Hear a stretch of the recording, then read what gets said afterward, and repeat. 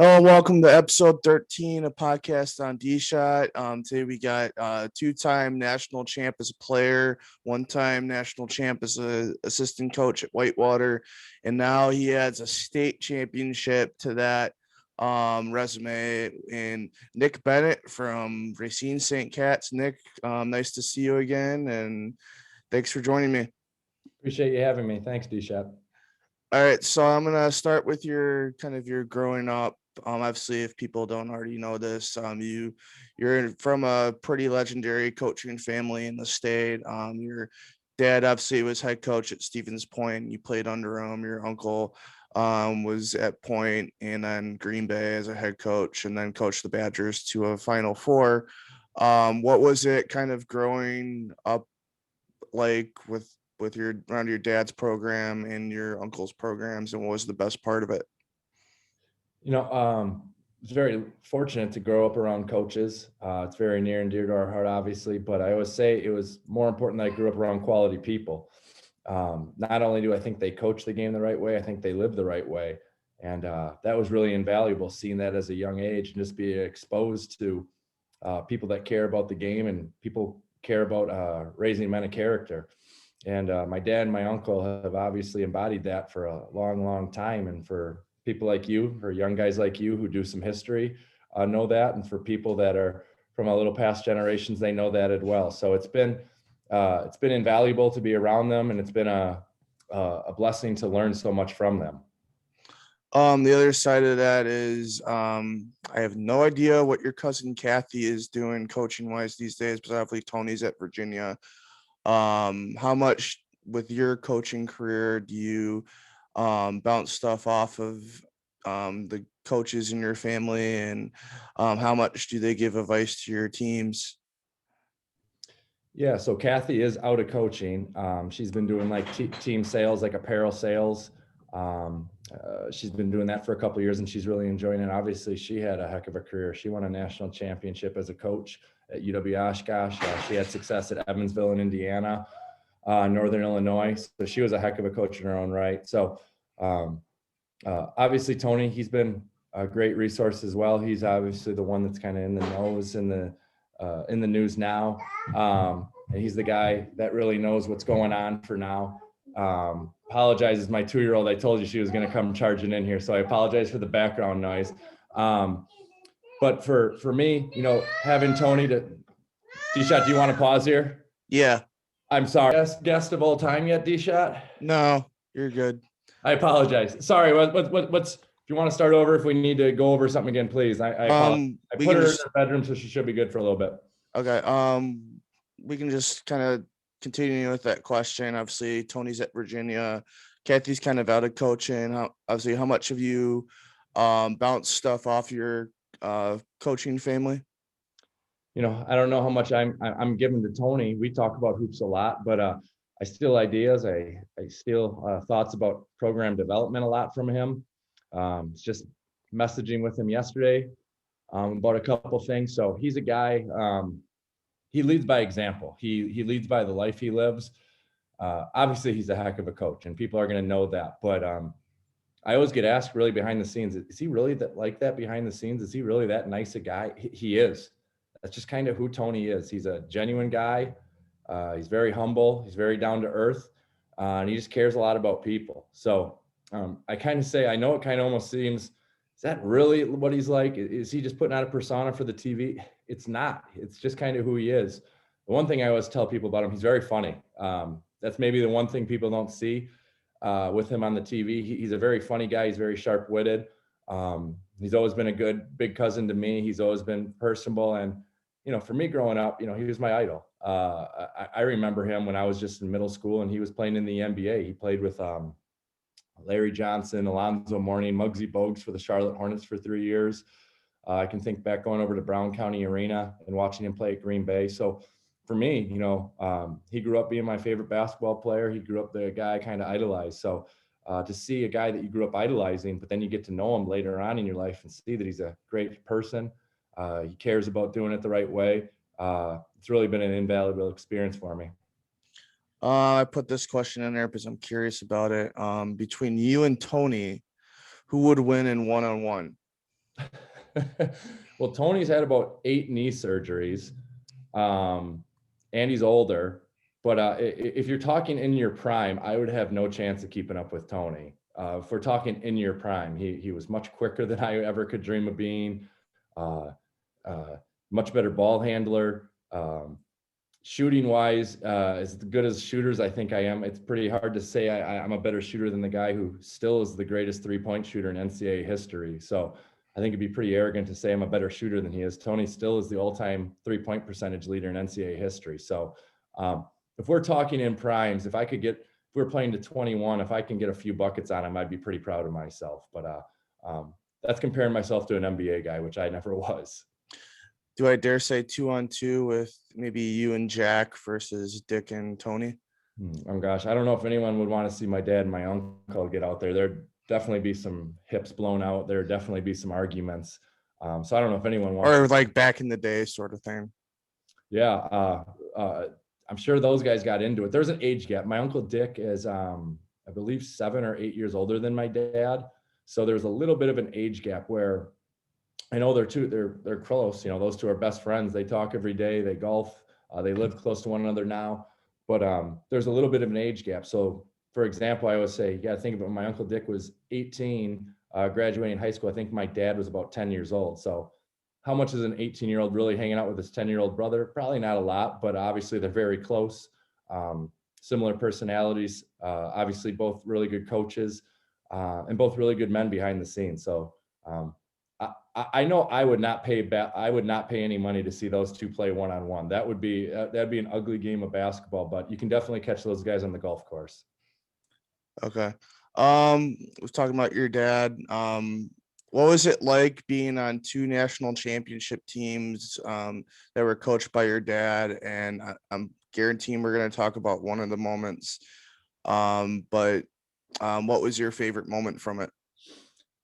uh, it's a blessing. Anyone who's been able to finish the season on a win, winning a title, it's truly something that you'll remember. Uh, I don't want to say it means more anymore. It doesn't. It still feels great. I'm still very proud of our accomplishments, but you just look back on really fond memories. And I'm really fortunate that I'm one of the guys that won it our senior year. So you get to say, yeah, our career ended on a really high note, rather than, I know so many people, unfortunately, that talk about that last game and, oh, I can't believe the play didn't go this way for us. So very fortunate that our junior and senior seasons ended that way. Um, and doing it with my dad as a head coach, it only made it better. I'd be lying if I didn't say so. In the moment, I probably didn't appreciate it enough. In the moment, I probably wasn't thankful enough for it. But now that is probably the one thing that has changed. That, yeah, I got to win 2 national titles as a player and got to make great friends along the way. But I also got to do it with my father, who is my best friend. So for me to do that with someone who I obviously have a genuine, unconditional love for, and for someone that's always been there for me. It's something I'm always going to be really thankful I got to experience.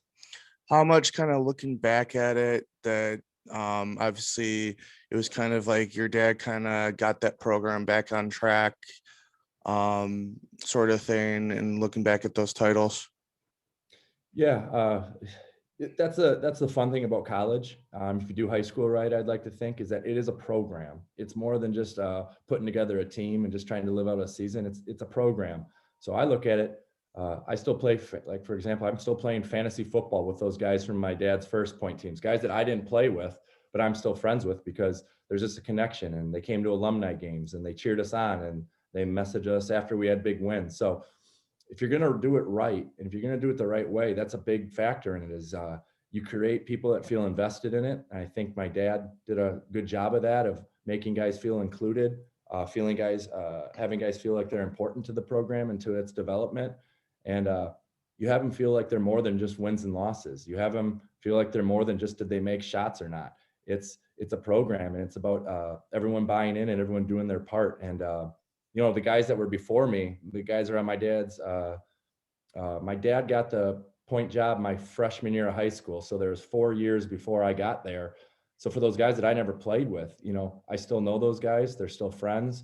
And that's what great programs do, is you get people to buy in more than are you playing with them or not. It's more of a connection with, yeah, you were a pointer. I know you. We have a connection that way, and we can talk about it. And like I said, they can still kick my butt in fantasy football. I'm an absolute brutal manager of that, but we have some good bragging rights with talking about the good old days. Was it did your dad take over right after your uncle, or was there a little No, bit? there was a Coach Bob Parker was in between, who was a really Okay. good coach in his own right, did a really good job. I used to go to his basketball camps when I was a middle schooler, so I got to know him. His assistant, the connection with that is his assistant Bob Parker's connection was his assistant was Bob Semling, who was obviously still the head coach at Stevens Point, and Bob Semling got his start in coaching. He was my dad's high school assistant when my dad was the head coach at Wisconsin Rapids. So my dad has known Bob Semling, the current head coach at Stevens Point, since he was like 16. They worked a camp together when my dad was first coaching, so they've been really close.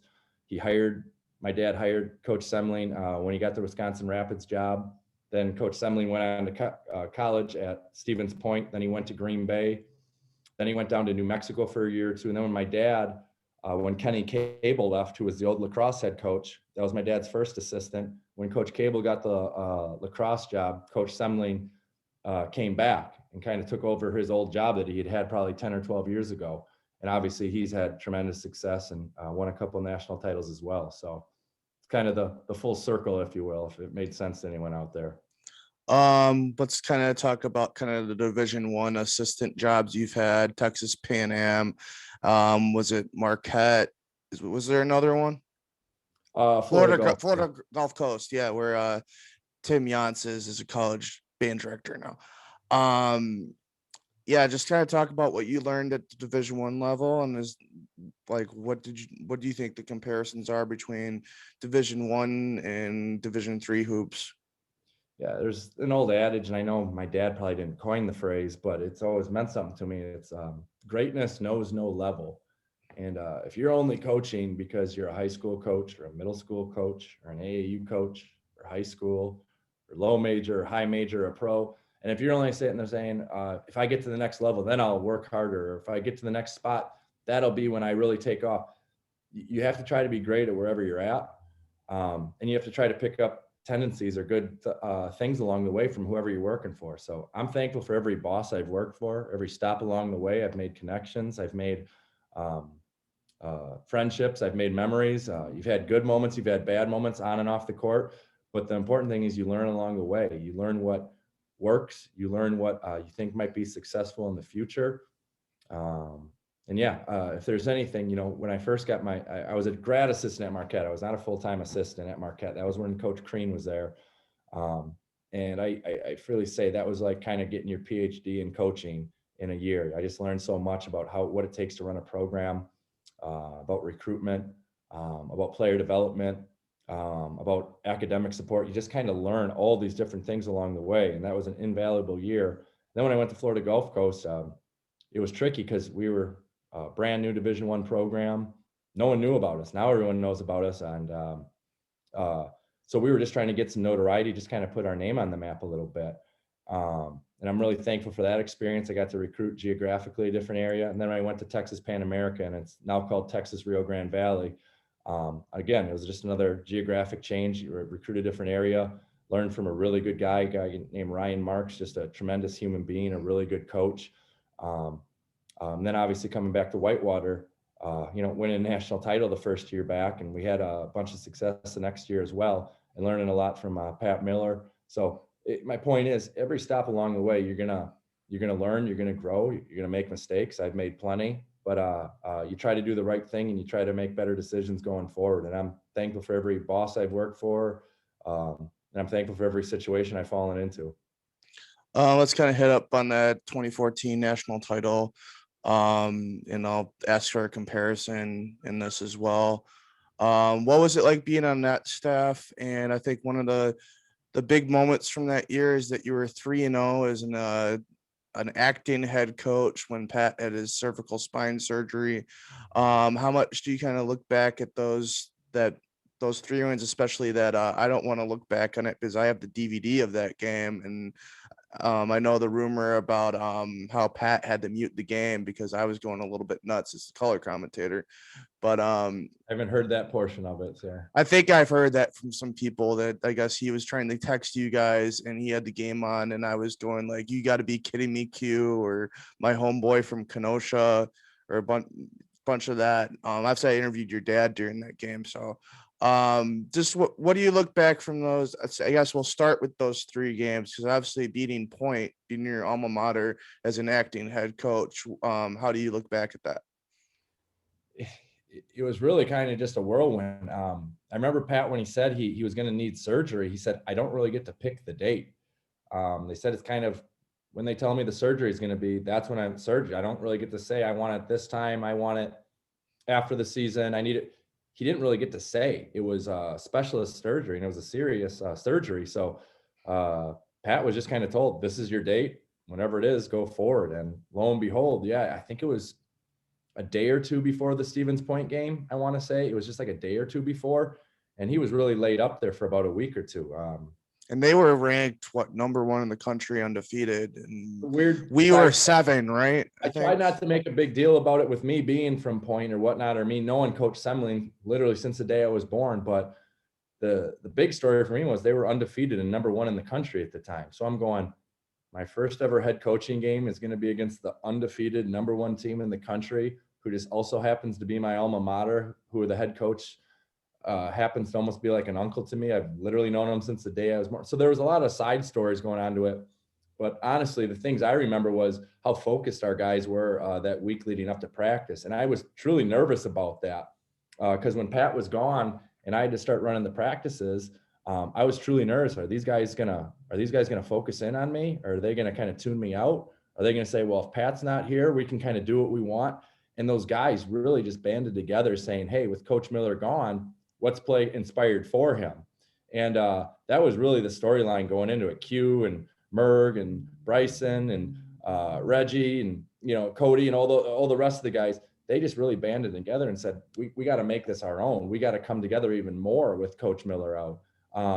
And obviously we came away with a really big win. So that was the thing I remember from it, was that those guys really banded together that whole week and just kind of said, let's go out here and play our best brand of basketball. And hopefully that's good enough. And on that evening, it happened to be. Felt like it might have been one of the biggest crowds that the Catchall Gym has really had in years. It was a great crowd. They were definitely, it was an overtime game, so we needed every possession, and they definitely helped out in a few of those really big moments, which you need. That's the reason why home crowds matter. And they definitely gave us some energy that night when Point made a really big run. We got up in the first half, and then Point made a big run, took a lead, and our guys and the crowd just kind of brought us back. So it was a really fun night. But looking back on it, I would be lying to you if I said I wasn't quite nervous and had a few jitters going into it. But I'm real thankful that the Whitewater kids pulled that one out. We'll kind of talk about that run a little bit because obviously I think that first weekend Whitewater hosted, but then you guys had to go to Stevens Point, and Stevens Point got nipped by Emory in overtime. I've never asked this to anybody, but what was it like from a Whitewater standpoint to cut down the nets to go to the Final Four in Point? I'm sure it was kind of sweet for our kids. It was weird because we didn't play Point, so it was a little bit different. Again, I'd be lying to you if we didn't anticipate that we were going to see them in the Elite Eight. Emory was a really good team. Don't get me wrong. They won it. I believe it might have been an overtime or a double overtime game. They beat Point. We sat there and watched it. And the longer the game went, you could just feel kind of an uneasiness in the crowd going, oh no, because Point was loaded that year. And the longer Emory held it along and they made some really big shots down the stretch, we went, oh my, we might be playing Emory. So the mood quickly switched when Point was upset that night, where we said, geez, we were kind of game planning that we were going to have Point. That would have been our 4th time playing them that year. Suddenly, man, we have to play a new, different team, Emory, who was very good. So again, our guys did a really good job on the fly of playing an outside opponent. We were lucky Emory was a little tired that night because, like I said, they beat Point in a very emotional, I think it was a double overtime. Pardon me if I'm wrong about that game the night before. So they were a little, their legs were a little tired. And if you watch the second half of that game, we just wore them down. We just kind of used our speed. We used our pressure defense, and the kids did a great job on that game. So it was a really fun game. Um, Upsets happen. That's part of the tournament. That's part of the story of a season. And that group just really came together. And the best thing they did was they played their best basketball in the tournament. We talked about the rest of that tournament. Obviously, the national championship game is really neat to kind of look back at now. Considering Duncan Robinson had the miss, now he's in the NBA. But let's go with the comparison first. Jason Kelso's game winner for point, or Cordell Young's game winner in the 2014 title game, and what do you think about that moment when Cordell had the coast to coast layup now? Yeah, it's a strange thing. Both of those games were against Williams, and I was there, obviously a part of both of them. So for the people that don't know, Jason Kelso, our junior year, we beat Williams on a buzzer beater. My teammate Jason Kelso, National Player of the Year, the best teammate I ever played with, hit a fadeaway jumper with 0.2 seconds remaining that beat them by 2. So that score was tied. And Q, when he went coast to coast, am I right, D-Shot? We were down by 1. The possession before they tipped it in, and that went up. Mayer tipped in. Duncan Robinson, who's now in the NBA with the Heat, missed a shot, and then Mayer tipped it in, and then rest is history. Put him up by 1, though, correct? Yep. And then Q went and got the so end one. I always say, if you really want to get technical, that's the big difference. We were tied, so if Kelso would have missed that, we still have a chance in overtime. Where if Q misses that, that's it.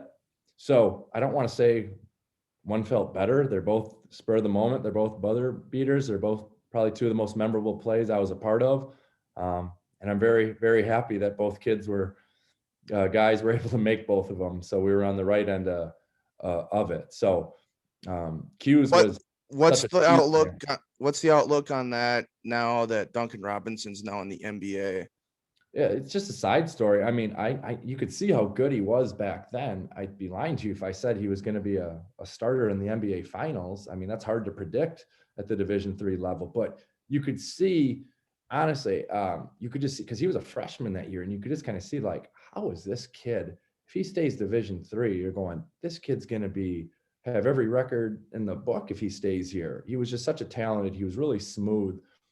He was a good shooter, but his game was different when he was a Division III player. He didn't just run around and only shoot at threes like he kind of does now.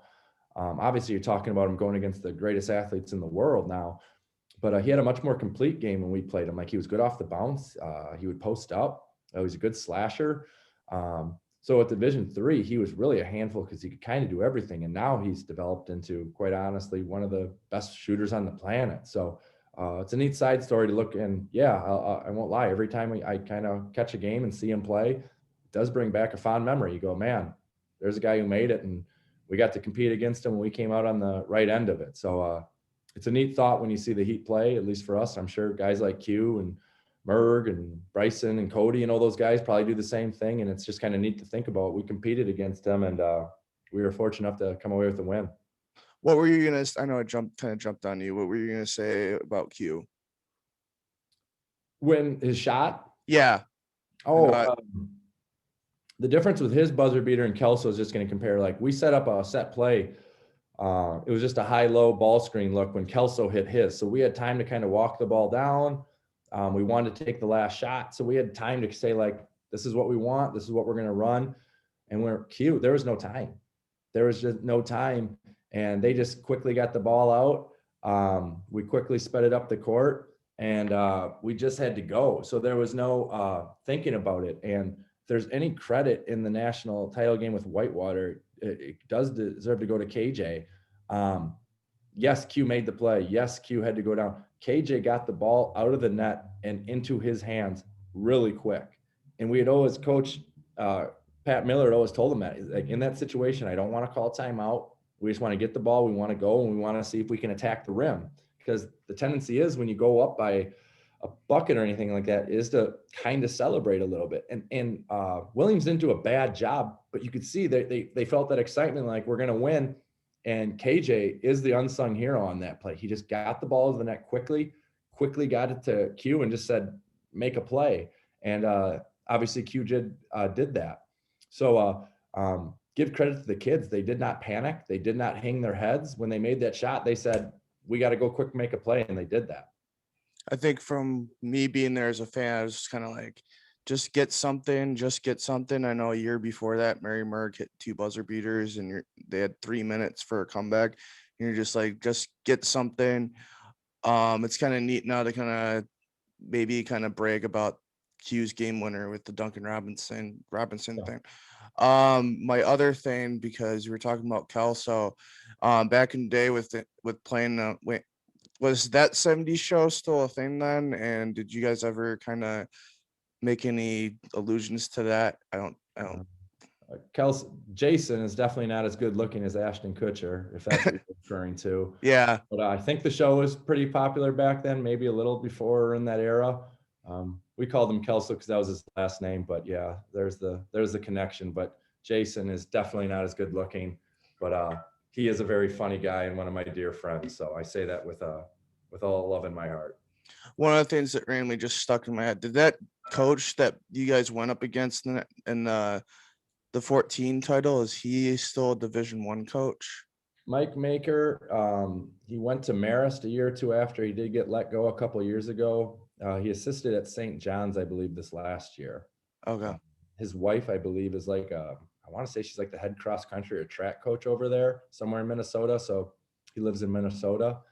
And then the year that we beat him in 2004, when Kelso hit the game winner, that was Dave Paulson, who's a Wisconsin guy. He's from Wausau, Wisconsin. And he has been the head coach at George Mason. He just got let go, I think, yesterday or 2 days ago as well. And he was a heck of a coach as well. So, yeah, both of those coaches. I don't want to get into the territory. East Coast, if you do really well in Division III, there is more chances to move up to become Division I head coaches. There's just more Division I schools, where here in the Midwest, Unless you're Bo Ryan or Lance Leipold. Yeah, I mean, well, what Lance did, I mean, sooner or later someone had to. Sooner or later someone's got to go. He keeps winning national titles every year. I mean, that was just like, someone's got to wise up and give this guy an opportunity. He's obviously doing a great job at Buffalo. With Bo Ryan, and my uncle did the same thing when he was at Stevens Point. It's becoming less of the norm, and I will say, I don't think for the better. I get a little tired of seeing the recycling of coaches, and then they complain about the guy who's there, where, geez, give some of these guys at a lower level maybe an opportunity, who maybe can move on and do a great job, because, man, they keep winning. Maybe they know what they're doing a little bit. So a little bit of this, they're Division III. It's different at this level. It goes back to my adage: greatness knows no level. Bo Ryan was a great coach at Platteville, great coach at Milwaukee, great coach at Wisconsin. My uncle was a great coach at Stevens Point in his high school days, and at Green Bay, at Wisconsin, and at Washington State. And just like, I think guys like Lance Leipold, if you want to talk about Bob Semlin, if you want to talk about Pat Miller, they've been great for a really long time. Geez, I think sooner or later someone maybe should have given them an opportunity, because they're obviously doing something right. I guess we'll touch on the bracket a little bit. Who do you got in the Final Four this year? I felt a little biased because two of the teams in my Final Four are kind of Whitewater-ish connections with your cousin Tony, and Nate Oates at Alabama. So what's your bracket looking like? Gosh, this is the least I've looked at a bracket in a long time, because our team was still playing late. But I think it would be hard to pick against Gonzaga. I know that's the obvious pick, but I try to watch enough basketball. Doesn't mean I'm going to predict right. In fact, I'm a terrible predictor of brackets. But I think it'd be hard to go against them. I think this is their year for two main reasons. One, they are good enough defensively. They're not great. I don't think they're an elite defensive team, but they're really good this year. And now on the flip side, that offense is an elite offensive team. They can score fast. They can score from the 3-point line. They've got post play. They got guys who can break you down off the bounce. They pass the ball well. I mean, that is just a team that can chop you up about every which way. So I'm not saying they can't get upset, but I truly do think if someone's going to get Gonzaga, it will be just that, an upset. I do think they are the favorite. And man, they trying to game plan to stop that offense. That is a tough task. Might as well, as we were talking about guys like Bo Ryan and obviously Pat and whatnot, and might as well throw Nate Oates in there. Yeah. Coach Oates, I've never met. I don't know him well. I know he was at Whitewater, I think, for a year or two, so he's got some connections to the area. But I know he's done a heck of a job at Alabama. So to do that at a predominantly football school and bring some notoriety to the basketball program, he's obviously done a heck of a job. I know Pat's gonna try to help me get him on at some point. Let's get to the St. Cat's thing. Obviously, what was it like? Kind of, obviously, Bob Letch was kind of a legendary basketball coach in the state. What was it like, kind of just taking over for him when you took that job? Yeah. So before me, I think it was in the past 70 years, there'd only been two basketball coaches. It was Coach McGuire. John McGuire had been the coach there for a long time. He was actually Bob Letch's high school coach. Coach Letch went to high school there as well. Then Coach Letch assisted him, and then Coach Letch took over. And pardon me, I'm going to screw up the years. Coach Letch was there for, I think, over 40 years as the head coach. Pardon me if I'm wrong by a year or two there. So to take over for two, when I say true legends of high school basketball, that's absolutely what those two are. I was probably a little naive, and quite honestly, it was probably good that I was naive when I took over for him and I wasn't a Racine guy. So I knew how good St. Cat's was. I knew about the strong tradition, but I wasn't quite as immersed as many down there. So in many respects, it was probably good that an outsider, whether it was me or someone else, came in, because there was just such, this is how Coach McGuire does it. This is how Coach Letch has done it. This is how you should do it too. And I know at first it was probably different for the kids where, we ran practice a little different.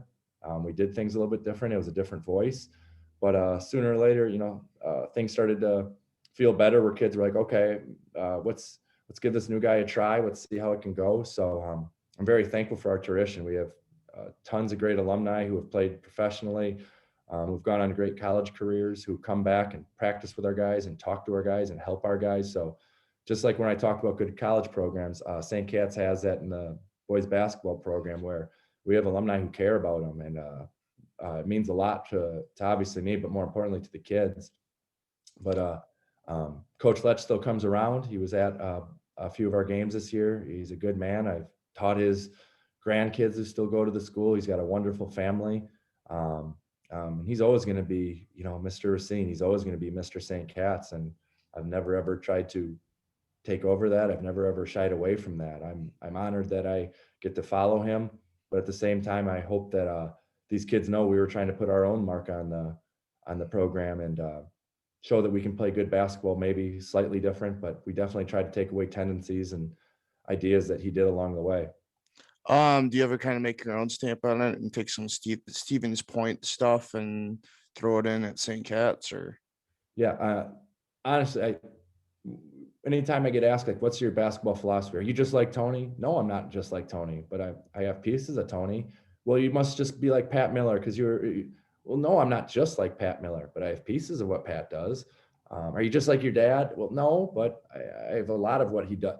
My point with that is you pick up things along the way that you like, that you think work, whether it's a drill, whether it's a term, whether it's a play, whether it's a defensive tendency, whether it's how you manage timeouts and huddles. You pick up things along the way from everyone and you say, man, I really like that. I think it worked. And it's not to knock any coaches, but sometimes you see things and say, I don't know if I would have done it exactly that way in that situation. Maybe they disagree with me. Like I said, I've worked for great coaches. Sometimes you say, that's not exactly how I would have handled that. So maybe I'll make note if I ever come along that way, I'd do it differently.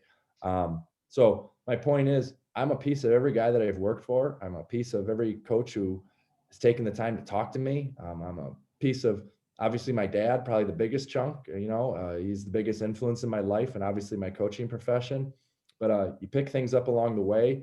And through all that, that's what comes to be your philosophy and your ideals of how to run a program. So, if someone followed me around for a week, which I don't want anyone to do, I like to stick to myself. I'm sure there'd be times that you'd say, man, that kind of sounds like your dad right there. And they probably would hear me later and say, that kind of sounds like Tony or your Uncle Dick, or, that sounds like Coach Crean or a drill that he did, or that sounds like Pat Miller. That's something that he would do. or that's kind of what Coach Semley would do, or Coach Mark. So my point is, I'm sure you'd come around and say that kind of looks like a little bit of all of them. And I take that as a badge of honor, that yes, I'm going to try to pick up things along the way, and along that journey, hopefully I can form something that works and is successful for our kids. How much is it added to being at St. Cat's as the head coach? Kind of have some former Whitewater players on your staff, especially Clay's on your staff there, and Pat Suter's on your staff there. You had AJ um, helping out at the beginning. Just kind of talk about that before we kind of talk about the last two seasons. Guys have been great. I can talk about Coach Suter is obviously a St. Cat's graduate as well. So he's well known, when he comes there, he still knows all the teachers. His son's going to be a freshman there next year. So he's heavily invested in the program. He's obviously a really hard worker. Clay played at the conference rival. He played at Racine St, one of our big rivals. And he's obviously invaluable as well. He's got a great basketball mind and really cares about the game. Yeah, and guys like AJ, who still come around, who was at our state title game this year, who I still wear his finished bracelet. Go read his book if you guys haven't. You'll be inspired. So go pick that up if you guys haven't. So for me to have familiarity with me and help me along the way, I'm grateful for all those guys. I have a fantastic staff. One of the hardest things to explain to people, and I always say head coaches probably get too much of the credit when things go well. We probably get too much of the blame when things don't. That's how it goes. That's part of what I always say when you want to get into that chair, when you want to move over one seat into that chair, that's part of how it goes. And yeah, we've been doing okay the past few years. So people probably think I'm a little bit better than I am. And when things weren't going well, people probably thought I was a little worse than what I am. And the truth is, I think we've made a lot of headway and started to pick the pieces up because I've got a great staff who knows me, who trusts me, and they make me better every day. They help me in our practices, in our games, in our off-season preparation. And there's no doubt that being a head coach, it's a great opportunity. I love what I do. This game of basketball has given me a lot, so I'm thankful that I have a chance to give back in any capacity. But the behind the scenes people are really what make it go.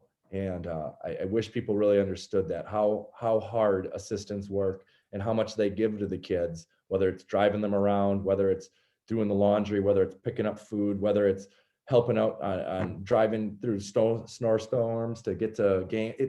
They do so many things behind the scenes. And I've got honestly, I have a great staff that makes me better every day.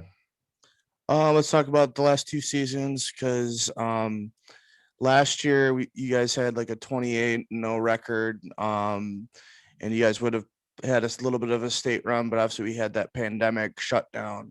What? A pandemic? I haven't heard about that, D-Shot. There was a pandemic? Okay. But obviously, what did it mean this year to get the state championship after kind of having the season get cut short last year due to everything? I didn't know this was such a serious podcast.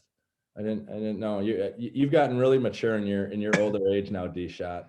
But no, the past 2 years, it's weird to explain. I can explain it now. I couldn't really explain it to people in the moment. Honestly, I always say it's kind of like a 2-part movie for us.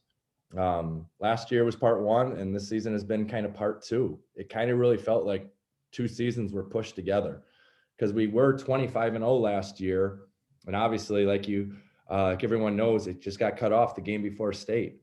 We had just won our sectional final game and we were feeling really good. Our sectional had the number 1, 2, and 3 team in state in it. And I think the number 6 team in the state in it as well. So we had just won our sectional and we were feeling really good. By no means am I saying we were going to win it. We still had to go out there and win more games. So I am not saying we would have won it. All I'm saying is we felt very good going forward. We felt like we had already overcome a pretty big obstacle winning our sectional. And I felt we were playing some pretty good basketball late in the year. And then when that call came that the season was done, that was probably the toughest meeting, the toughest moment of my coaching career, is having to tell those 4 seniors, your career is over. Nothing that you guys did. You didn't get in trouble. Nothing that we can do anything about. It's over. And they had to leave on such a what if moment. And I always said that's always going to be a piece of their story, the what if. I was really thankful 3 of those 4 seniors were at our sectional game this year. One of them, Elijah Lambert, could not. He plays college basketball in North Dakota. but all three other seniors came there and they were in the stands cheering us on. And like I said, when you're building a program, that's the stuff that matters, that those kids were going to swallow their pride and they wanted to be there and support us. So for those four seniors, there's always going to be a piece of me that feels awful for them. I can't imagine how 17-year-old me would have handled that if they would have said your career is over because of something like that. So that's a part of their story. Now to bring it to this year, the group coming back, and we did have a good group coming back. We lost a couple key pieces, but we had quite a few guys coming back. We had to just turn it around, and we kind of did have the bullseye on our back a little bit. People were treating us like we won state the year before, but I can promise you, none of us felt like we did. There was no one in our locker room in our program that felt, oh, we're protecting. We won it last year. We all felt we didn't win anything. We didn't even get the opportunity. The one question I got asked the most, would you have rather ended the season on a loss? And here it is a year later, and I can honestly say, yeah. It just kind of would have felt more finalized. You know, someone beat you that night, but to finish the season undefeated and just kind of end it, that was really tough. So for this guys this year, and the weird thing about our story this year is we were 28-1, but all 29 games were on the road. We didn't get a gym this year. Our gym was not used. The city of Racine put an ordinance out where no games or practices. So we had to practice in about a 60-foot court old orphanage. It's called the Taylor Complex right outside of Racine. So we just had to overcome a couple things right away. I'm not making excuses. That's just a piece of our story. That's what we had to do. We had to play every conference team twice on the road this year. We had to play every non-conference game on the road this year. So just to add to what was to build up, yeah, we had extra challenges from that. Our best player, Tyrese Hunter, got hurt in the middle of the year. He missed 6 or 7 games. He never came back. He was never healthy, but he just gutted out the last 2 weeks of the season for us. But, it's just a neat thing that our story obviously ended on a really high note. But to go 53-1 in 2 years and play every game on the road the second year, it's pretty neat what those kids did. One of my favorite stories that I've told some other people and reporters is when I first had the meeting about what our season was going to look like, and I was explaining to the guys, we're going to have no home games this year. And they kind of went, oh. And I said, we're going to have to even practice at an outside facility. And I'm explaining the gym to them. I'm explaining all the things. And Tyrese, our best player, in the middle of it, just said, Coach, we don't care. I kind of looked at him and he said, Coach, we just want to play. And I just kind of said, geez, if these kids are going to have a better attitude than me, and they're going to just look at this and say, we have an opportunity to play, we're not complaining about it. How could I then? And I mean this, our kids never complained about it. They just understood every game's on the road. And probably after the first, second, or third week, it's just we knew when we played, we were on the road. It was just, when's the bus leaving? When do we got to be there? So our guys handle it about as well as, honestly, they handle it better than I could have expected. And that really propelled our season and started it off the right way. Because if our kids would have came into this, what do you mean? Every game on the road? Oh, we're going to be tired. Late nights at school. They never did it. They just said, if that's what we're going to do, we're going to do it. Because like I told them, for the kids that played in Madison and the kids that played in Milwaukee Public School, they had it better than us because they didn't get a chance to play and compete. And what we had to do, it beats that alternative. Talk about the couple of Division I recruits that you have. I know Tyrese is one of them. Isn't there another kid? Kamari's going to Green Bay. Okay. Just talking about them too a little bit and what they've meant to your program the last couple of years. Yeah, Tyrese, the interesting connection, his brother Brian played at Whitewater for Pat. My senior year, Brian was a freshman, so I've known his brother for a while. Tyrese has got an interesting story for anyone out there wondering. Tyrese has lost both parents by the time he was in 8th grade. His dad died, I believe, when he was in 2nd grade.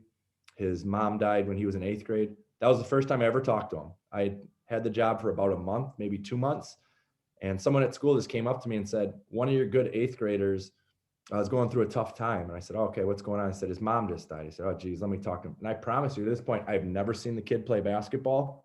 I did not know anything about him other than maybe I walked by him in the hall once or twice. And someone said, you need to know he lost his dad about 5 or 6 years ago. And I just went, you've got to be kidding me. I said, this kid doesn't have a parent right now? And no.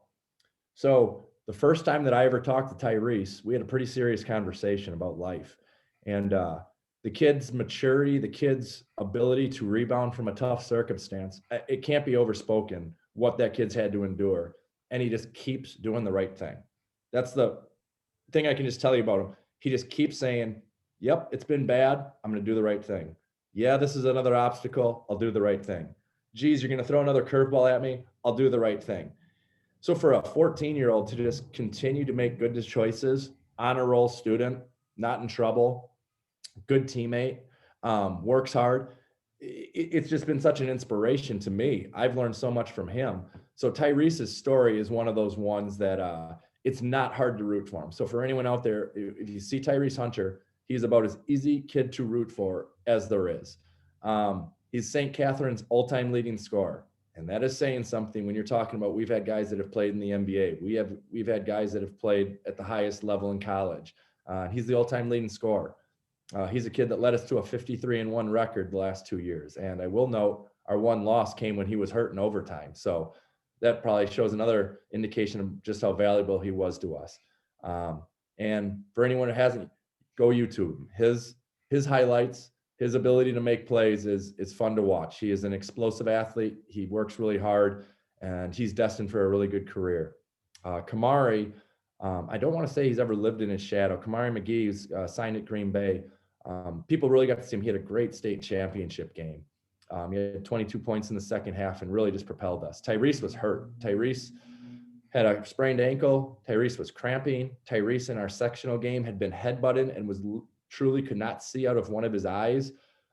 So we almost used Tyrese a little bit as a decoy there, just to people were worried about him, but we kind of knew Tyrese, if we can just get anything out of him, which we did, we'll take it. Kamari, I think, is the best defender in the state. I really believe that. He is about as strong and sturdy and tough on-ball defender as I've ever had. And he really turned into a heck of a finisher and playmaker as well. He shot like 58% from the floor, like 80% from the free throw line, just really efficient and tough. And people really got to see him. And I will note we have another kid, Jameer Barker. He's got like 5 Division II offers right now. Really a tough lefty who can make shots, ability to finish, who's considering YX schools, considering the Division IIs, and his interest has really picked up because he had a great state tournament. He had 2 really strong games. So yeah, we're more than 3 players, no doubt. But I'd be lying to you if I said if I didn't have the luxury of having 3 college-ready players as well.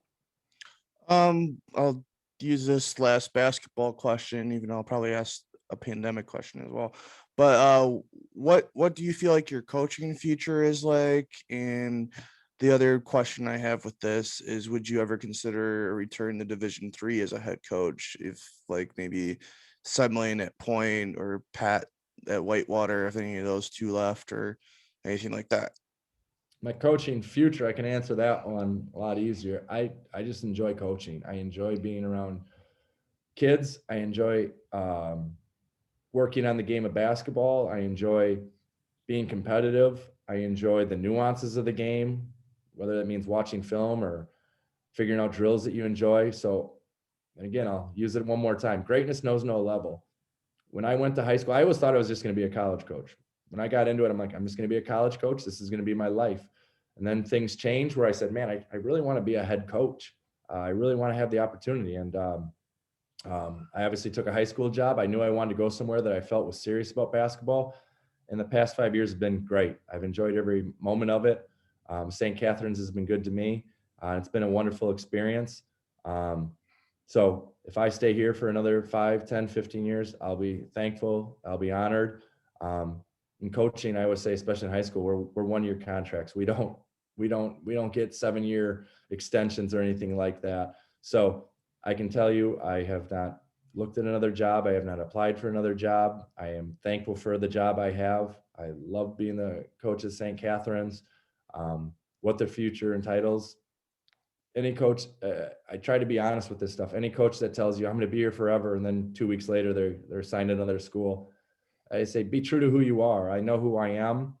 I think I could be a great coach at a lot of different levels and places and spots, but I think that's part of it. You have to have a belief in yourself that you're able to do a job. I'm not pinpointing any job. I mean, you mentioned a few specific jobs. Those jobs aren't open. So I don't look at jobs that aren't open. Coach Semling is a dear friend and a great man, and he might coach for another 20 years. You just don't know. So I'm not looking at any other jobs like that, especially ones that aren't open. And I'm awful grateful to be where I am and work with the kids that I do, because they bought into the program. They've given me a great deal of respect and listening to my voice and trusting that I have their best interest. And that's all you can really ask, is that you have good kids that are going to listen, are going to try to give it their all for you. Onto like a pandemic question. What's the biggest thing that you've maybe binge watched during the last year, and what's your favorite basketball movie? Oh, okay. Binge watch. Binge watch. I did Game of Thrones, but that's been over now for a while. Um, um, what's the one with Jason Bateman? The Ozarks, I really liked. I really liked Ozarks. That was excellent. Um, I watch The Office if it's on. I know that's a little old, but I'll admit I'll get back into my TV show watching during the season. My TV show watching, part of me, it wasn't on my mind. I'm again, with the NCAA tournament still on, I'm still kind of in basketball mode. So most of my time is spent watching and talking or thinking hoops still at the moment. But when the summer rolls around, I'll get back into my shows a little bit. And then what was the second? My favorite basketball movie? Yeah, I always throw out that have you seen the one that has to do with Corey Weisman? I don't know if I've seen that one. He was a basketball player at Gettysburg who suffered the stroke. And they made a movie maybe like I have to five or try six it. years I don't ago. think I've seen that. Pardon me, It's called, Keisha. I don't think I've seen that. I mean, I'll go a little old school. I know it's a little cliche, but Hoosiers has always been a fun one. Coach Carter, I thought, was a cool movie. I won't say Teen Wolf. I don't know if that one constitutes being a basketball movie, but can't go wrong with Space Jam either. Space Jam. There you go. A little, yeah, sure. Those are some good ones. So any movie that's got a Bill Murray cameo is good. So Space Jam had that. Huge fan of Bill Murray. Those are a couple that jumped to mind. Pardon me, I'm sure I'm missing a bunch, so someone can yell at me later for the ones I missed. Okay, I'll say that movie name. It's called 1001. 1001. All right. Yeah. So I mean, yeah, that's like I said. After the NCAA tournament, I'll have a shift into more movies and shows and stuff again. So I've kind of been out of that mode here for a few months. All right. Okay. Thanks everybody for listening. Nick, thanks for joining me, and go Angels. D-Shot, really appreciate it a bunch. You're doing a great job. Thanks.